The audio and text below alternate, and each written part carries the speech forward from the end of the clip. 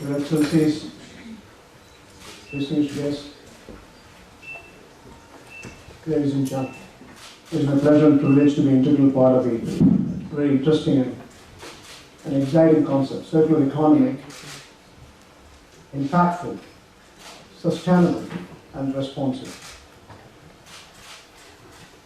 What comes to my mind is when the global financial crisis cropped up in 2008, when the financial doctrine was over-engineered. Financial economies were converting into real. We thought it was a liquidity issue. We started printing money, improving the liquidity, inflating the market, right from housing market to stock market, and try to stimulate the global economy from so-called the technical depression. Qatar sustained its credibility. We had a clear objective in terms of public-private partnership, but the government came to rescue to support capital infusion and buying out when the stock market was depleting nearly 40% in March 2009, additional amount of 1.8 billion, improve the risk profile, improve the liquidity, improve the profitability. When the real estate market in the neighborhood was depleting, again, Qatar pumped $4.12 billion, 14 billion Qatar riyal, to make sure that distressed real estate properties are bought over with the buyback options, again, with a very similar concept. Not only we stopped there, the central bank governor and me had a privilege of addressing, so the guy is here, one of the great Islamic scholars. We have been invited to United Nations.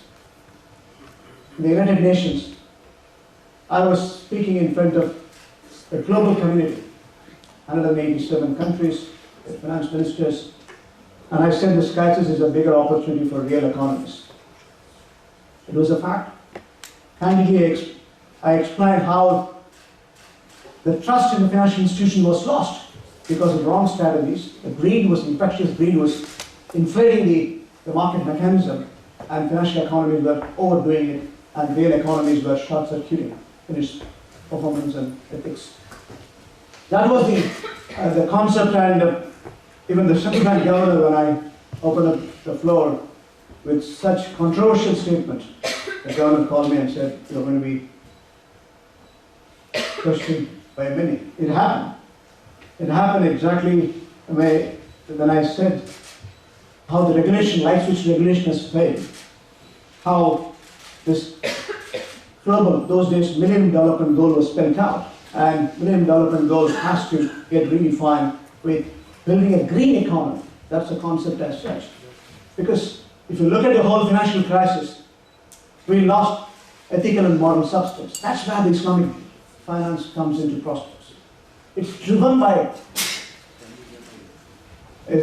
heart in addition to the head. That's important. Underlying security is a parameter. Transparency is a prerequisite. And ensuring a moral and ethical practice in terms of sustenance. And that's the philosophy. That convergence is a criteria for us to build a green economics and bringing prosperity to human welfare. And that is precisely, we have to do it. The solution remains to build a circular economy is to recognize we all have to come to build a green economy.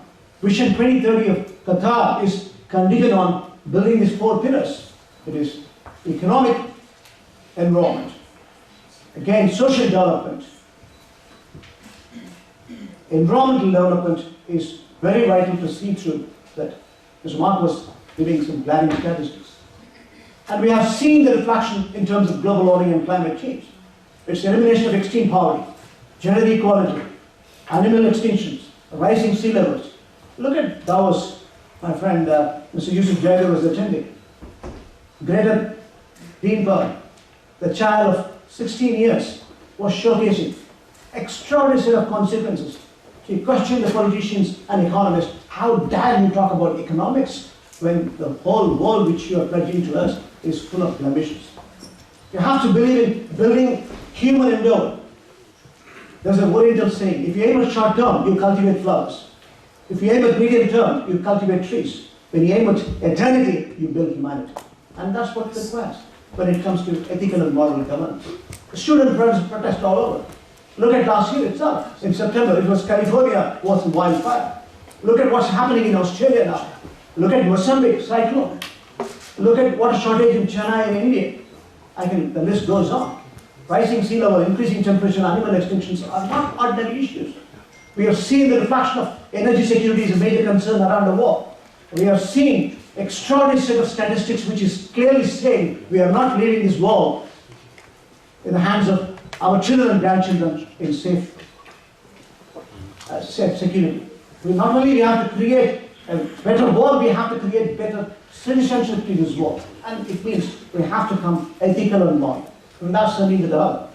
In substance, if you look at even after 10 years of the financial crisis, advanced economies are grossly underperforming. This year is going to be not more than 3.3% of the global growth, and clearly the complete accommodative monetary tools which is instituted as an artificially administered tool by the central bankers have failed. And in prospects, if you look at even the emerging markets, which are economic engine of the world, more than 60-65% of the global growth incrementally comes from the emerging market. They are not going to produce more than 4.3 to 4.4%. The global trade is depleting every year. The global investments are tilted towards one side. And contentious issues between the developed world and developing world, unless you bring in ethical and moral governance to Islamic studies or building a green economy, you are not going to get global sustainability. That's my assumption after 40 years of banking experience.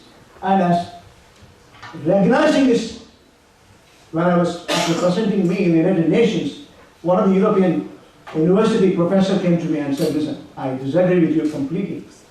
Can you prove it to me why you said it? I did in year 2007, 8 and 9, nearly 114 interviews in BBC, Bloomberg, CNBC, CNN, Fox, Mint. I showed all the constitutive evidence to him, and I showed him this is how I connected it, and I genuinely believe this world is endangering its solvency and substance unless you have clear governance, transparency in terms of global governance. And he said, I will give you an opportunity. Since you questioned me, can you do a research on this and prove it to 4 independent judges? I presented it in Geneva in 2012. That was my first PhD. It is not that I visualized I'm going to achieve a PhD. Then I built 3 more PhDs in terms of my own banking research on sustainability and governance. The reason why I'm saying this is to impress upon the fact we have a greater challenges in terms of bringing the alternates. And that's what Qatar did wisely when it comes to 1995, having realized this country has got enormous amount of renewables in substance, and they had to really change the game in terms of transformation. And that was a story in terms of economic sustenance. That was a story in terms of social prospects, social governance, whether it's education sitting like this, building a knowledge society like this, or for the matter environment. And precisely the reason the convergence criteria is the governance to be admired. And it attracted me to come from Oman to here. 18 years before, I relinquished my responsibility in one another bank, and I started stepping into building these prospects and building a bank which is focusing on green mission. It means planting a tree in a desert, and ensuring you practice green banking in substance. What do you mean by green banking? That is one of the other research. Again, Mr. Hamad is here.